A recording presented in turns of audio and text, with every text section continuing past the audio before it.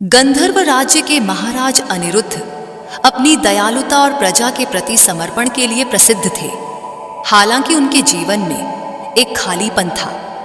उनकी कोई संतान नहीं थी। यही कमी उनके और महारानी मृणाल के जीवन में एक अनकहा दुख बनकर बसी हुई थी। दोनों ने इसे भगवान की इच्छा मानकर स्वीकार तो कर लिया था। दूसरी ओर महारानी मृणाल का जीवन संतान के अभाव में बेहद उदास और खाली था। वह महल में सारा दिन अकेली बैठी रहती थी और इस खालीपन के साथ उनकी पीड़ा और भी गहरी हो जाती। एक दिन महाराज ने अपने सैनिकों के साथ शिकार के लिए जंगल की राह पकड़ी। रास्ते में महाराज अनिरुद्ध ने अपने सिपाहियों को पीछे छोड़ दिया और अकेले ही जंगल की गहराई में बढ़ते चले गए। तभी अचानक उन्होंने किसी बच्चे के रोने की करुण आवाज सुनी। महाराज चौकन्ने हो गए और आवाज की दिशा में बढ़ने लगे। जब वे उस स्थान पर पहुंचे तो उन्होंने देखा 2 क्रूर डाकू एक नन्ही बच्ची को तलवार से मारने की कोशिश कर रहे थे। महाराज ने बिना समय गंवाए अपनी तलवार निकाली और उन डाकुओं को ललकारा। महाराज की वीरता और कुशलता के आगे वे दोनों डाकू टिक नहीं सके और कुछ ही पलों में पराजित होकर धराशायी हो गए। डाकुओं को हराने के बाद महाराज ने उस बच्ची को गोद में उठा लिया।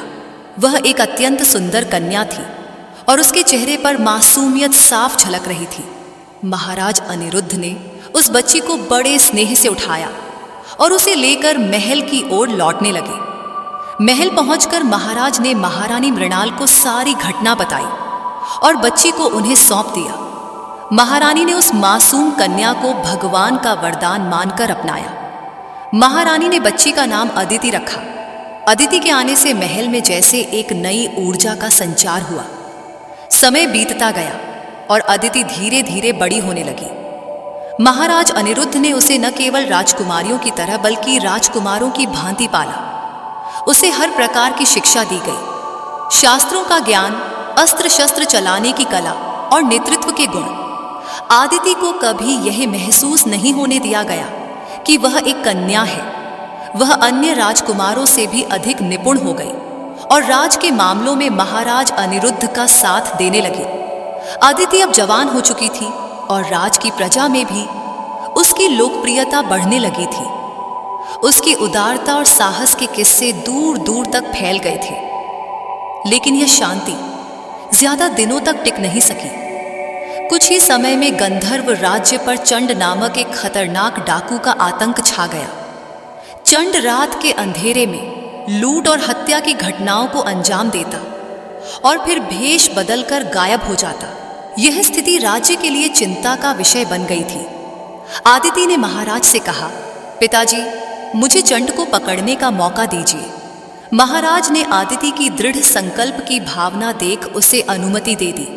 उस रात आदिति ने एक युवक का वेश धारण किया और राज्य के विभिन्न इलाकों में भटकने लगी। आदिति ने चंड को पकड़ने के लिए एक योजना बनाई। उसने एक विशेष आयोजन की घोषणा की। रात होते ही आदिति ने देखा कि एक छाया दीवार के ऊपर से महल में दाखिल हो रही है। आदिति सतर्क थी। उसने चंड को काबू में कर लिया और उसे पकड़कर दरबार में पेश किया। चंड ने कहा, कई साल पहले डाकुओं के एक गिरोह ने मेरी नवजात बेटी को मुझसे छीन लिया। मैं उसे ढूंढते ढूंढते डाकू बन गया। महाराज ने कहा, चंड, वह बच्ची अब तुम्हारे सामने खड़ी है। आदिति ही तुम्हारी खोई हुई बेटी है। चंड अपनी बेटी को देखकर रो पड़ा और अपनी सारी गलतियों के लिए क्षमा मांगने लगा। महाराज ने कहा, तुम्हें मंदिर की देखभाल का काम सौंपा जाएगा।